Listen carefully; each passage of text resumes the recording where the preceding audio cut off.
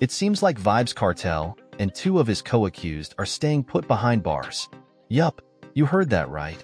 Despite a habeas corpus application submitted by their legal team, a judge gave it a hard pass.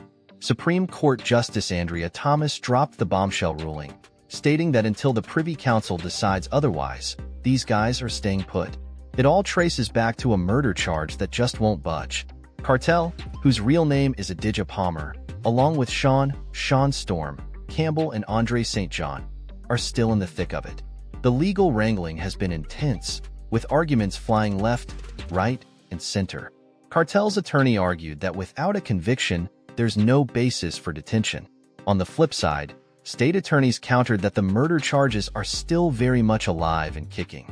The Privy Council dropped a bombshell ruling back in March, overturning Kartel and his crew's convictions for the 2011 murder of Clive "Lizard" Williams.